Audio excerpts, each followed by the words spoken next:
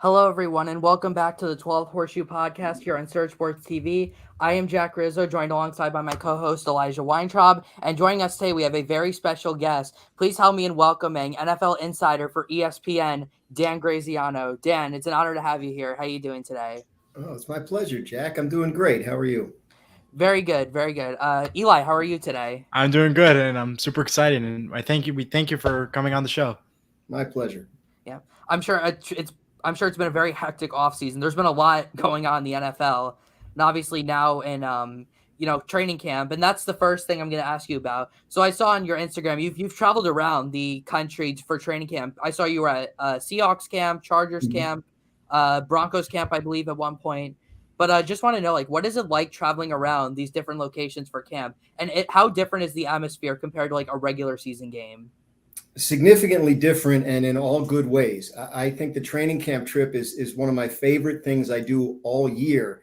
And it pays benefits all year because you get to talk to these people in relaxed settings, right? They haven't lost any games yet. For the most part, the team is fairly healthy, right? Like they have a little more time to talk to you than they do during the season. So when I show up at a place like Seahawks camp, for example, I'll reach out ahead of time to their media relations staff and here's the days I plan on being there. And they say, well, who will you want to talk to? And I send them a list and talk about, what the stories we want to do or who we want to get to sit down on camera with us.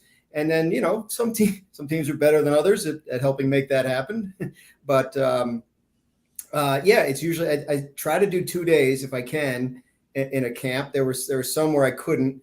When I was at Chargers, the Rams and the Chargers are about 10, 15 minutes apart from each other. And the Chargers practice at 9 a.m. and the Rams practice at 4:30 in the afternoon. So you can see them both in the same day, which is great. So, I think it's one of the best things I do. I always come back with more phone numbers than I had when I left. And I think it's just really good for source building and for just getting a sense of, what to expect, or at least what these teams are expecting or planning as they prepare for the season. Yeah, that sounds awesome. Eli's a Seahawks fan, so yeah, really appreciate it. I think they should be good. Thank you. Yeah, and I think they will be. I like I was really impressed with their draft, getting in my opinion, the best corner and the best receiver in the draft, and also another running back to help the offense. They shocked us in the draft last year. Had some huge, like Tariq Woolen in the 5th round and Kobe Bryant also. They're going to be really good this year. They're going to be really good this year, and I'm super excited for it to happen. And I can't wait for it all to break down. And with all these draft picks this year, it's been exciting and fun. And I think one of the keys to a quick turnaround is like, not only having rookie draft picks that hit right away as they did last year, but also if you can, trading a franchise quarterback to a team that ends up having a lousy year, and now you get their pick too, and it's number 5. I think that's a nice trick that they were able to pull off, and I'm sure other teams would like to try it. I'm sure they will. Eli's very passionate about getting rid. He's like extremely passionate about getting rid of Russell Wilson, turning it into extra first-round picks. It's one of the best trades I've seen, honestly. And we all thought the Seahawks were kind of like a joke for doing this, and they turned out. Decision. Yeah. All right, Eli, you want to go ahead and ask your all right, so Aaron Rodgers, of course, he went to the New York Jets. He played his first preseason game last Saturday. What are your thoughts on him becoming a New York Jets, and what do you think the Jets will have in store this year? I think the range of potential outcomes for the Jets is pretty wide. I think, and that includes some high-end stuff. Like they could be really good. They have a top defense, possibly the top defense, depending on, how you measure these things. If Rodgers can play like he did 2 and 3 years ago and the line can protect him, then they have a chance to be, literally a Super Bowl contender. Like they could be that good. They play in a tough division. The line could use a little more depth. They're really relying on a couple of wild cards at the tackle positions with 38-year-old Dwayne Brown and then Mekhi Becton, who has only played 1 game the last 2 years because of injuries. So those are concerns when your quarterback is 40 and not mobile and prone to fits of rage when things go wrong. So I think it's the kind of thing that there you could see ways it might fall apart and then be something that didn't work out and they missed the playoffs and maybe people get fired over that. But you can also see why they did it. But they have a very strong roster around him, and they believe that it was worth a shot to try and elevate from this sort of middle of the pack team to possibly a Super Bowl team. Yeah, absolutely. That's probably why the Jets were furious when the Patriots give up their pick to the Steelers so they could take Broderick Jones. Honestly, I have a feeling that's who the Jets would have taken if he was there. And speaking of draft night, that was a pretty big night for you, Dan, because not about the draft, but a few hours before, you were like the first person to report that the Ravens and Lamar Jackson had been having productive talks over the last few days. And what'd you know? A few hours later, it was announced that they had agreed to a contract, completely overshadowing the first round. So Baltimore Ravens fans, they definitely owe a lot to you for sure. But well, it wasn't me. I just found out. Yeah, still though, it was pretty tense few months there in Baltimore, even going back to last year. Right. But yeah. All right.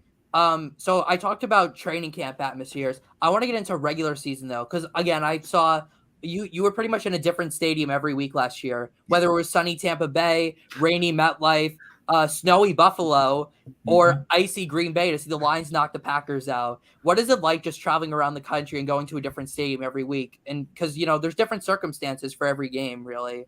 Yeah, I still get a kick out of being at the games. Like honestly, like I covered baseball for 14 years and I've been doing NFL now for about 10. And I mean, the travel is the travel, but football travel is a lot easier than baseball travel. And I just get a kick out of the atmosphere, right? Like the environment. Like I show up at a stadium at 7, 8 o'clock in the morning. There's very few people there. And to sort of be on the field doing my, pregame hits and sort of watch it come to life, right? Like they start to rehearse things and they come out and line the field. Like there's something about it. And your excitement for the day builds, and then people start to file out for warmups, and you can have conversations and talk to people there, and then the game happens. And after the game, you're scrambling to try and get somebody to talk to you coming off the field. You're going into the locker rooms and the press conference rooms to try and find out what happened and why.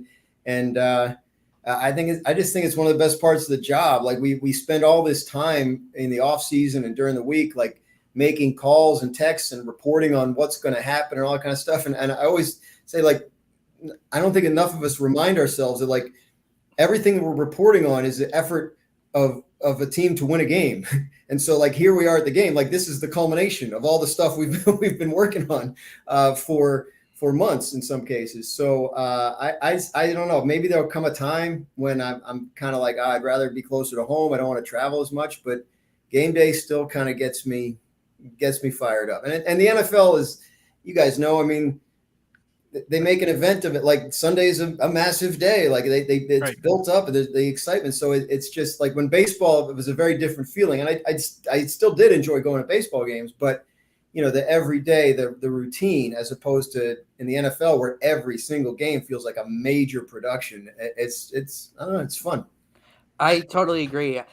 Sunday is a very important. I haven't missed a football Sunday in I think at least 5 years. It's me and my dad, watching I'm a Colts fan. That's how it is. But if it's okay if I ask, I know we're only, I think 10 days from the first Sunday, I think, or 11. 11. Yeah.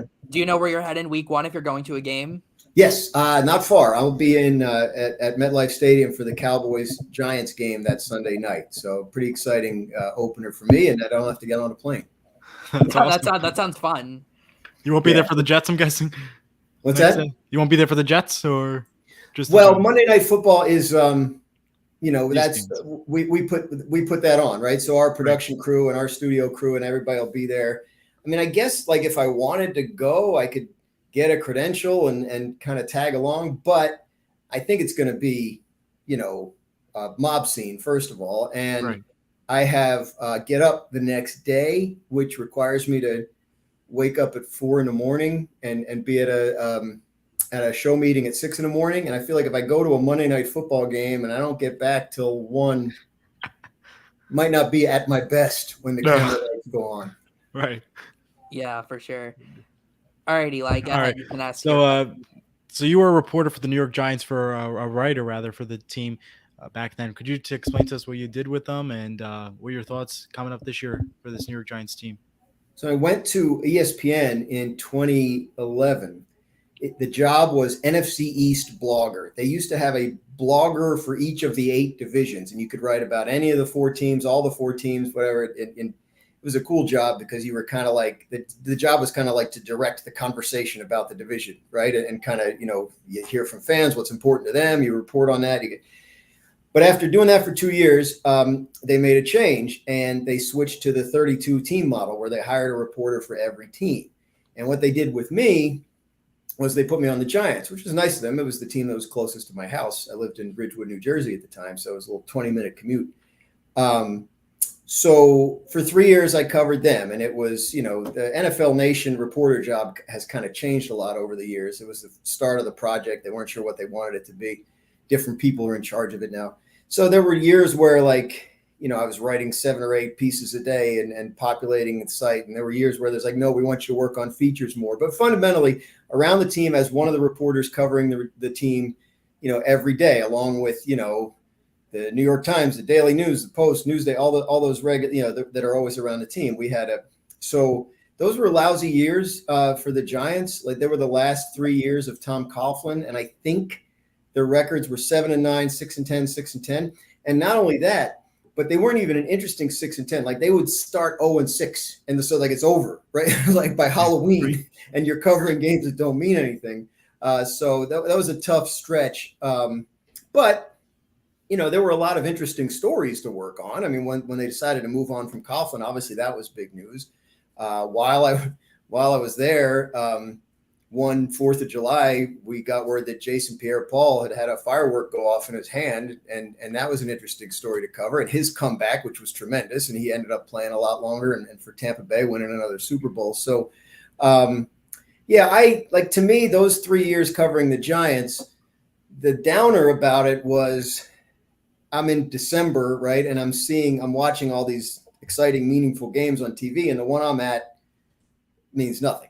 Right. So you feel like you're sort of marking time till the end of the season. And the trick was to find other things to write about other than the game results and who's going to be on the team next year, what the team thinks of these players, what are the chances they do make a change at coach, GM, whatever. So, there's always reporting to do. But in terms of the experience of those 3 years, maybe it probably could have been more fun and interesting. This year's Giants don't look like the Giants I covered. They were one of the surprise teams of the year last year, right? They made the playoffs. They won a playoff game. I don't think anybody expected that, either inside or outside of that building. So they're excited to build on it. A lot has to go right. Daniel Jones and Saquon Barkley stayed healthy all year last year, which is unusual for them. Can they do that again? If so, I think they got a chance to be a good team. Schedule's a little tougher. Division is tough. They were one of 3 teams in that division to make the playoffs last year. So, the popular opinion seems to be the Giants could be a better team this year and not do as well, right? Because they won a lot of close games, and maybe this year's schedule is tougher. So I kind of line up with that. I believe in Brian Daboll. I think he's a good coach. I think he knows what he's doing, and I think they're on the right track. I think they need a little more yet at wide receiver position, maybe in some spots on defense, but I do think they're a team moving in the right direction. And this year, I don't think it would shock anybody if they snuck into the NFC East playoffs, which, the NFC is of the 2 conferences seems to be the one that, has more openings in its playoff field. Yeah, for sure. I think Daniel Jones and Saquon, though, they have a better chance of staying healthy because of the new field that's there. Mm-hmm. That field is notorious for injuries. I believe Jason Kelsey called it the worst field in the NFL. There are so many players that absolutely despise that field. I've walked on it, and I don't blame them. It's very sticky, Right. and it's definitely going to help them though. And yeah, the Giants, they have a new identity. I mean, it's been rough for them since they won their 4th Super Bowl, except for the 2016 year where they made the playoffs. It was the one year wonder story, but I think Brian Daboll seems like a fantastic coach. My grandfather, who's a Giants fan, he grew up during the era of Bill Parcells and Tom Coughlin. He loves those tough old school coaches. And I think he sees a little bit of that in Brian Daboll. So I really think the Giants. I think they can even win the division this year. I think the Eagles are the better team on paper, but I'm high on the Giants. I think they're gonna be good. Eagles and Cowboys should be good. I don't know what to make of Washington with the young quarterback. I mean, they have some talent around him, but the key thing to remember is that no one's repeated as NFC East champion since 2004. So the Eagles are not going to win it. I can't think of any other reason to pick against them, but this is held up for 19 years. So I can't go against it. Speaking of the NFC East, had interesting news a few days ago with the Dallas Cowboys trading for Trey Lance from the San Francisco 49ers. I know this was a topic on Get Up yesterday. Oh, was it? It's, obviously, can he be the future? I mean, they have Cooper Rush, but what do you make of this trade? Do you think this is the Dallas Cowboys sending a message to Dak Prescott that there's a chance that he could be on borrowed time in Big D? No, I don't think it's a message because I think Dak Prescott knows his contract status, right? And the last time he was up for a contract, remember, they franchised him and then they franchised him again, but then they got a deal done so he didn't have to play on the franchise tag a second time. It was a tough negotiation. And I think Dak Prescott is under no illusions about the idea that the next one might be tough. And that's probably going to be next offseason because he has 2 years left on his contract now, and they probably want to do it before he heads into the final year of his contract. Plus, he's got a $59 million cap number in 2024, and I'm sure they'd like to reduce that. So all kinds of reasons to do it next year. But, the Cowboys also remember that it was a tough negotiation. And it wasn't just them that was being tough, right? Dak Prescott was making demands that didn't line up with what the team wanted to do. He was giving them as hard a time as they were giving him. So what do? You plan for Dak Prescott to be your quarterback. They like him. They want him to be there his whole career. They'd like him to be their quarterback for the next 8, 9, 10 years. But, plan for the best, prepare for the worst. What happens if he gets hurt? What happens if he pulls a surprise early retirement? What happens if he doesn't want to come back? Or if this time they just can't come to an agreement on a contract? Remember, his contract that he signed however many years ago it was now, 3, includes a provision that prevents them from franchising him when it expires. So they don't have that leverage over him this time, and they recognize that it could be a situation where he walks. So you want to be as prepared as possible. And one of the ways to do that is to draft a developmental quarterback in the middle rounds and see if you can get something out, build him into something. Cowboys have been talking about doing this for years. They haven't really done it just the way the drafts have fallen. But they now use their 4th round pick for next year on a 23-year-old quarterback who's still very young, still a developmental project, and is talented enough that 2 years ago, one of the better teams in the league made him the 3rd overall pick in the draft. So they feel like if we wanted to use that 4th round pick on a developmental quarterback, whoever we took probably isn't going to have the ceiling this guy does. If he turns out not to be any good, it only cost us a 4th round pick. Like, it was worth the chance. But if he turns out to be good and we do lose Dak Prescott down the road, maybe he's the answer. If he turns out to be good and we don't lose Dak Prescott down the road and Trey Lance is dazzling everybody in preseason games one of these years, maybe we can trade him. So I think it's just a good business move by the Cowboys that maintains their depth at the most important position and kind of theoretically gives them options going forward. There's still a chance the guy can't play. Like, it's possible that he'll never amount to a starting quarterback in the league, but for a 4th round pick, I feel like they thought it was just worth the shot. Right. And I think that's that was one of the great decisions that the Dallas Cowboys made, trying to sign him in. For Dak Prescott, yes, he had some struggle with the team, and we also noticed with injuries, it comes with a price and it takes a cut. And I think that was one of the smartest moves that Dallas has made, going with the quarterback choice. And for only a 4th round pick was not bad of a choice. And I think Dallas did everything that they could, and they did everything right. Yeah, I think it was a smart move. Obviously, a lot's being made of it because it's the Cowboys and it involves the quarterback, and these are hot button topics. But I don't think it's the team sending a message to Dak or trying to spark him to play better. They think the interceptions last year were an anomaly. He's never been an interception guy before, so they think that'll change, and they've made some changes around him that they hope will help. Yeah, that's a great answer. It pretty much answered everything I was looking for. So thank you for that. I try. Speaking of low risk, high reward moves in the NFC East, we'll stay here. The Giants made maybe one of my favorite trades of the offseason, giving up a 7th round pick for Isaiah Simmons, who to me is one of the most versatile players in the league. But we know the situation in Arizona. They're it doesn't look like they're going to win a lot of games this year. Mm. They're trading away pretty much all their players. I think Budda Baker might be next. Kyler Murray is now on the PUP list, but this guy was a top 10 draft pick 3 years ago, and he played safety, corner, linebacker, and edge rusher in college. And with Wing Martindale, who I think is a fantastic defensive coordinator, I think the Giants are going to be able to get the most out of him. And for a 7th-round pick, it doesn't even matter if he's good or not. You're pretty much giving up nothing for a guy who has as high of a potential as I think he does. Yeah, I think that's the way they look at it too.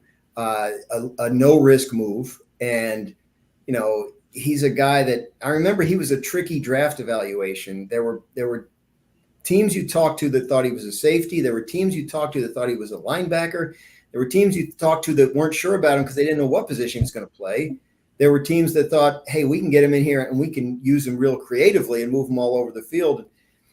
So Arizona has changed coaches a few times since they drafted him and defensive coordinators too. And so I think he has bounced around at different positions. My sense of it is that Wink Martindale has an idea how to use him. Like a lot of these guys, when they're talking about player acquisitions, the question they ask is, well, what is he for us? What is he in our defense? And I think Wink has an answer to that. Wink is a big blitzer. He loves to blitz. And a guy like this who has his athletic ability can blitz probably from a number of different positions, which I think is part of the appeal. So you're right, Jack. It's a no-risk move. They can move on from him if it doesn't work out, and it won't have cost them anything. But the ceiling is there, and he was a guy that coming out of college, people thought was going to be just a really, really good professional football player. Hasn't happened yet, but he wouldn't be the first, late bloomer. Yeah, I don't know. It just makes me. I feel like he's just gonna be a Pro Bowler this year, knowing the Giants. I mean, he's gonna line up against former Colt Bobby Okereke, one of my favorite players here when we had him. Not great in coverage, but he's good at tackling. Nice playmaker in the middle of the field, but we'll just have to see about that.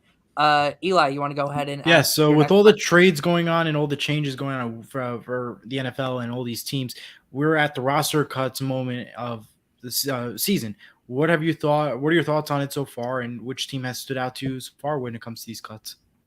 That's a good question because everything's still settling right now. We're on Wednesday afternoon, and the waiver claims that were made overnight on guys that were cut just got submitted or just got awarded at noon. So it's hard to assess. And then once that happens, teams will reassess and be like, oh, maybe we need to make a different move with this guy, or maybe we didn't get the guy we claimed, so let's work on the trade we were talking about with such and such team. So it's really tough to assess right now in terms of the cuts. I think, one of the things we saw was a surprising number, I thought, of quarterbacks getting cut, like backup quarterbacks in a year where you're now allowed to carry a third one and use them in the game as a result of that, what happened to the 49ers in the playoffs.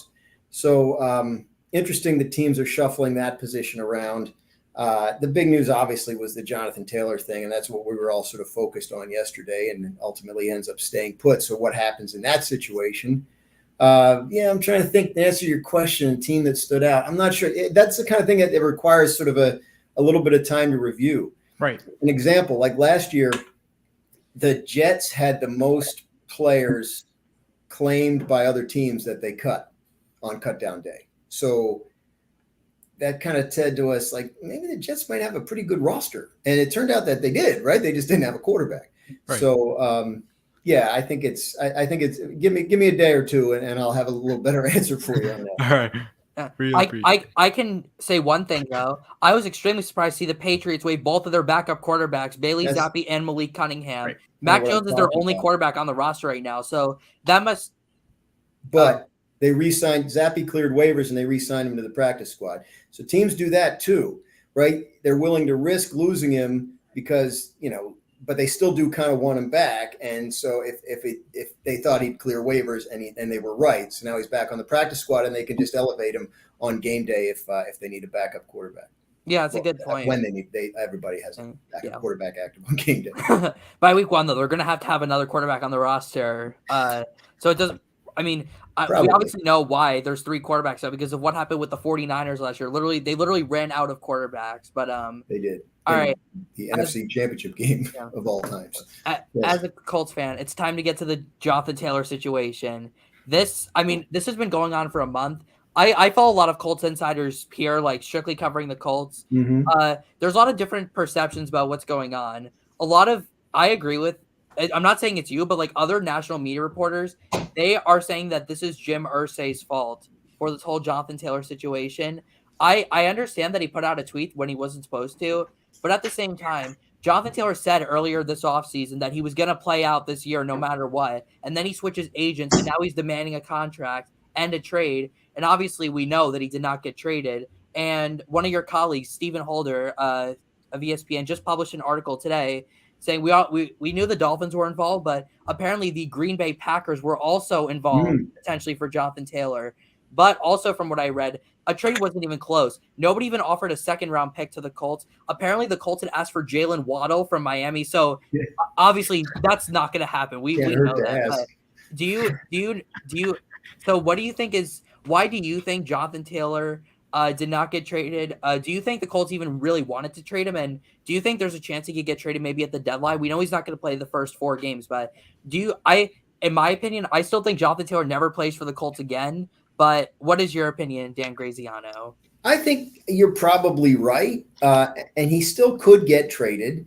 They could trade him now. Like you can trade a guy while he's on PUP. It's just it probably reduces the incentive of the other team to pay you a lot, right? Because now I know I'm not going to have him for the first 4 games. So he could also end up going back to the Colts and working out a contract. But the Colts don't seem to want to sign him. So do they settle on something like Josh Jacobs did with the Raiders, right? Like I know it's not the same because he's not a franchise player, but maybe they throw him a little extra, say come play for us, and then see what happens at the end of the year. My understanding of this situation is that Jonathan Taylor has felt for a while like he was kind of undervalued with the Colts, that they kind of treated him as sort of a disposable asset. And then when Irsay goes on Twitter or X or whatever it is now and says what he said, that kind of backs up that opinion, right? So now there's bad blood, and he may not want to play for them. Now, remember, like before he demanded a trade, he was looking for a contract, so he did want to play for them, right? Like he didn't go in saying I don't want to be here anymore. He went in saying I want to be here for a long time, and they said, well, we're not sure, and he said, well, I'd like to get traded then, and they weren't able to make it happen. Why it didn't happen? I think it's as simple as nobody offered enough, and I'm not surprised because you have to pay the Colts what they're looking for, and then you also know that you have to probably sign him to a big contract, and no one's signing running backs to big contracts right now. So to clear both of those hurdles, I think was asking a lot. In the end, I kind of thought they'd get a trade done because I thought the Colts would want to just be rid of an ugly situation and not have it hanging over their season. And maybe that does happen at some point in the next couple of weeks. But it seems like it was more important to them to get good value for an excellent player. And when they didn't, they decided not to move him. So what happens next is anyone's guess. I don't know why the Colts wouldn't want Jonathan Taylor around. Like, honestly, like I've met him, I've sat with him. He's everything you want in a kid and a player. He's 24 years old. So it's not like, like Austin Eckler asking for a new deal at 28, an age where running backs start to tail off. Taylor's a smart enough guy that Harvard recruited him to play football right before he decided to go to Wisconsin. Like, I don't know. He seems like the kind of guy you'd want to have on your team, and the Colts don't seem real excited about it. And I think that has gotten to the point where it really bothers him. And he gets extra points for being from New Jersey. That's always going to get extra points, but it always helps with me. So I know some people that, in the Colts, organization. And from what I've heard, they didn't say no to paying Jonathan Taylor. They just said not right now. Because it makes sense though. He's only played 3 years in the NFL. He was injured last year. He's had one like Pro Bowl season, and they're going through a change. They have a new head coach, a new starting quarterback. They don't have a single player now on the team that's over the age of 30. So they're going young. I mean, their cornerback room they're just like a very young team that's like going through a transition.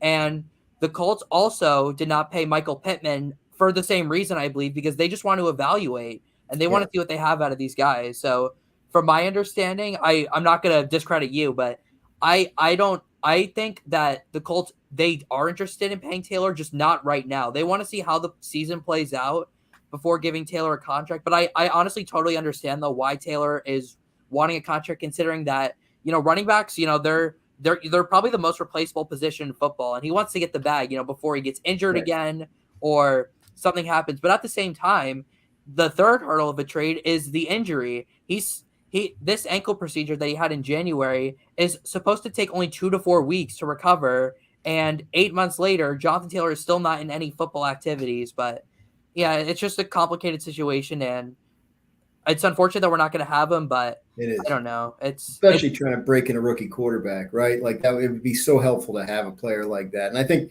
he probably thought that was part of his leverage. Maybe he overplayed his hand, but I do know that the Colts are a little gun shy on giving out big contracts because they felt like some of the guys they signed over the last couple of years suddenly didn't play as well as they were before they got their contracts. And so that has them hesitant on signing guys too. Again, knowing Jonathan Taylor a little bit, I'd be surprised if he was that kind of guy. And I understand why a player in the NFL would not want to go into his final season without a contract beyond that, because anything could happen. It's a violent game. The injury rate's 100%. And especially at that running back position, you're doing hard, difficult, painful work that week in, week out. And that you're playing for a team in a league, in a market that isn't going to reward it at the level that you feel like it should. So it's a tough situation right now for running backs. I don't know. To me, there's ways to handle it, right? Like if you don't want to extend him, there's sort of ways to deliver that message. And certainly social media is not a good one. And I do think that he feels like he was kind of done wrong in some ways. So, I mean, I'm sure both sides have reason to feel that way. Yeah, I totally agree. Now, we have a comment here Dan, this is somebody that you might have met. This is our mentor, Bobby Garanti. And he says, you might remember me from covering the Giants several years back, but thank you for joining my guys on Surge Sports. I'm trying to remember where I would have met Bobby. He was at the Giants, like at the facility covering the team. Yeah. He does camera work and got it. Okay. Yeah, but okay, great. We're just as grateful Bobby. Again. Obviously, thank you a lot for joining the show. I know it's been a busy off season, but we're just gonna do a few more questions here, then we're gonna wrap it up. Eli, you want to go ahead and ask your next one? All right. So for the AFC, it's pretty loaded right now. Is there a team that shows that will definitely be that number one team going into Super Bowl time if it's not the Chiefs? Yeah, let's take the Chiefs out of it, right? Because everyone, they're not that they don't have issues, right? I mean, Chris Jones' contract situation is a potentially rough one for them. But if Joe Burrow is healthy, and I'm seeing reports that he's back at practice today, which is big news, that's the team that I think scares the Chiefs the most because they've beaten him head to head 3 times, right? And one of them in the AFC Championship game in Kansas City, and they played him right to the end last year. So I think that's the team that's best set up to beat the Chiefs and overcome them. Burrow, I think, is the real deal, and that team is got players and coaches that really feel like they're not a fun little story anymore. That they're one of the best teams in the league, and they should be thinking about winning championships. Buffalo has been right there for years now, fitting that same description. I don't think it would surprise anybody if one of these years that things broke right and they ended up winning it all. By the time they got to the playoffs last year, the Bengals are no joke. Like the Bengals were sure they were going to beat the Bills. Like they remember the game was canceled, the Monday night game, because of the Damar Hamlin situation. Yeah. So like 3 weeks later, they're back and they're playing a playoff game. And I remember talking to Bengals players before that game, and it was like, not to be insensitive. I understand why they get, but like you guys probably felt like you had a shot that night. And a couple of them were like, yeah, our defensive plan that night was real good. And so they weren't surprised to be able to go into Buffalo and win that game. So Buffalo, the Bengals, I don't know. I got to see it from the Ravens, right? The new offense and Lamar Jackson in that new offense and how it all looks, and a lot of question marks at the receiver position that if they're answered positively can be great. But, Odell Beckham didn't play last year. So I could see it happening, but I'd like to see proof. Whereas with the Bengals and the Bills, I've seen a couple years now of them being, at the very top of the league, just not breaking through to win the whole thing. And I agree. I think it's definitely going to be between Buffalo and Cincinnati. And Cincinnati, I've always said from day one, and I wanted them to win the Super Bowl instead of the Rams, being a Seahawks fan, but didn't get that to happen. But yeah, it's a new young team, and they're ready to develop, and they're ready. Their time is going to shine. It's just a matter of when and how. And to switch up, what up the NFC? The NFC, there's no reason not to like the Eagles. If the Eagles have a drop off, it's probably going to be because they lost some guys some veterans on defense. It's time to pay the quarterback, so you got to make cuts elsewhere. They've been drafting the last 2 years knowing that was going to happen. They've drafted some good young defensive players, and if those guys hit right away, you're hearing all kinds of crazy good stuff about Jalen Carter in training camp. They could not miss a beat. But I think the Cowboys are right there with them. I think they're a good enough team to win the NFC one of these years. It's been 28 years. 49ers and the Seahawks. I think those are my four in the NFC as like the contenders for the top spot. I do think the Saints are going to have a really good record because their schedule is so soft. I was looking today, they play 7 games against teams that finished in the bottom 7 last year in defensive efficiency. It's amazing. You were looking 26, 27, 28, 29. And they don't really play. I think they only play 2 games against quarterbacks that were top 10 in QBR, and those are Jared Goff and Daniel Jones. So the Saints' schedule could prop up their record to an extent that the Eagles and Cowboys and the 49ers and Seahawks may not be able to match because they're kind of beating each other up, and they have a little tougher schedules. So I'm looking out for the Saints to maybe be a higher playoff seed than the caliber of their roster might dictate. All right. The Saints, they just got to avoid the injury bug. That's plagued them the last few years. And they had last year, but if you can win 7 games with Andy Dalton, then you could definitely make the playoffs with Derek Carr. I'm more of a believer in the Falcons in that division, but the Saints will be good. In the NFC, I would not sleep on the Detroit Lions. That's an omission by me. They do look, they have an exciting outlook for sure. I think it's all because Dan Campbell's my favorite coach in the league. Were you in the Lions locker room after they knocked the Packers out after that game? Yeah, that was there that night. So heading into that game, talking to their players and coaches, the message was, because remember, they got eliminated from the playoffs an hour before that game kicked off. And they were like, it doesn't matter. Even if that happens, we never get primetime games, ever. And we want them and we think we deserve them. So we're going to play hard and we're going to play well and we're going to convince the world that we should be on primetime more. And guess what, guys? The very next primetime game, which is next Thursday, they're in it against the Chiefs. Right. So someone was impressed. And I think they're a fun story. And I don't think it would surprise anybody if they had a good year. Problem with the Lions is they haven't won their division since 1993. It was the NFC Central. It was so it's an organization that hasn't done much winning, and to just sort of pop all of a sudden wouldn't be unprecedented, but it would be unusual. The culture has definitely changed there in Detroit. Yes, as for the AFC, I hate to say this as a Colts fan, but the Jags, I think they're going to be really good. Trevor Lawrence is my MVP pick this year. I'm saying this all as a Colts fan. I feel sinful for saying this, but no, it's true though. Obviously not us. We're kind of rebuilding. But maybe in a few years we'll be good with Anthony Richardson. But maybe, let's see. He's an interesting prospect. Doug Peterson was a home run hire for sure. Top pick quarterback, Super Bowl winning coach, won a playoff game last year under brutal circumstances, down 27-0. I was at their playoff game against the Chiefs. I thought they were toe to toe with them. That was the game Mahomes hurt his ankle. That was right there for him. So they had chances. A factor. They absolutely had chances, and everything was there for them. And I really thought they had, especially with Mahomes' injury, but they couldn't figure out the puzzle, I guess you could say, and it wasn't their night. But they tried their all best. They couldn't figure out Mahomes. Yeah. Jack. The thing that's going to help Jacksonville this year is that all their toughest games on their schedule are being played at TIAA Bank Field. And I think the attendance is definitely going to go up there. They usually don't have a great attendance, but the culture has changed. Doug Peterson's a fantastic coach. Trevor Lawrence has got everything. He's probably the best quarterback prospect since Andrew Luck. I'm saying that confidently. I just think he's gonna be really good. All right. This is gonna be the final question. It's gonna be about the Bengals. We'll go back to them. I just wanted to ask you about Joe Burrow real quick. Obviously, the contract talks I think they've been. I'm not 100% sure, but is there a reason why a deal has not gotten done yet? And do you think a deal is going to get done before September 10th, the first game the Bengals play in 2023? I do. One of the reasons a deal is not done yet is because T. Higgins, the wide receiver, is also trying to do a deal, and these things work sort of hand in hand with each other when you're talking about the Bengals and their salary cap budget. I don't know if a T. Higgins deal is necessary before the Burrow deal is done.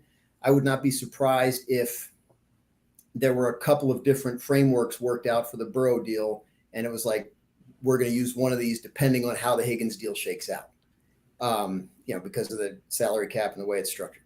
So I think that's part of the delay. I do think he was waiting for Justin Herbert to sign, and that's about a month ago, a little more than a month ago. So because I think, in these situations, you can now go in and say, Justin Herbert got a really nice contract. Has he been to the Super Bowl? Because I have. And so I think I should get a little more. So I think that's part of it too. The agent is very busy. He is also trying to do a Nick Bosa contract extension with the San Francisco 49ers. So there are a lot of reasons why a big, complicated quarterback deal like this might not be done just yet. I would not be concerned about it if I were Bengals fans, though I know some are. Full disclosure, my 19-year-old son is a fan of the Bengals who grew up in New Jersey. He picked his teams when he was like 4 years old, so he picked them all based on the animals. So he roots for the Bengals and the Diamondbacks and the Raptors. So he's been miserable except for 1 year with the Raptors. Anyway, I know the Bengals fans are worried because I have one that I talk to every day. But I don't think they should be. I think it'll get done, and I think he'll be the highest paid player in the league when it is. I totally agree. I just can't imagine him in anything other than a Bengals jersey. Absolutely. And speaking of choosing random teams, you remember coming to the camp that we were at. Everyone there asked me why I was a Colts fan, and I understand. The Colts are a random team in the state of Indiana, and I was raised a Colts fan. My dad's a Colts fan. He started rooting for them in the 80s when they were horrible. Of course, there was a whole Mel Kiper incident between him and the Colts. I think it was their owner. Or maybe I think it was their GM. It wasn't Robert Irsay, Jim's father. But it's GM. But who was it? I always forget. Anyway, yeah, it's Chris Ballard. No, I know who he is now. Who was the GM that yelled at Mel Kiper? So, all right. So that's pretty much gonna do it for today's edition of the 12th Horseshoe Podcast. Again, Dan, thank you so much for joining us. It was truly an honor.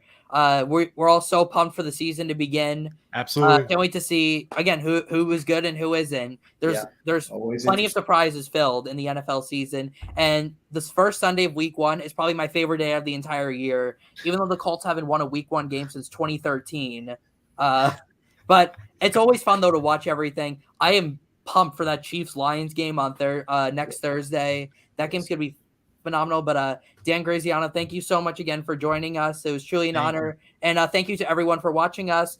Go follow my show, The Horseshoe Show, which airs later tonight, actually. And Eli and I on the 12th Horseshoe, our season predictions video is coming out this Friday. So hope to see you all there. Thank you, everyone, for joining, and we will see you next time. Bye. Thanks for everyone for watching. Thank you, Dan.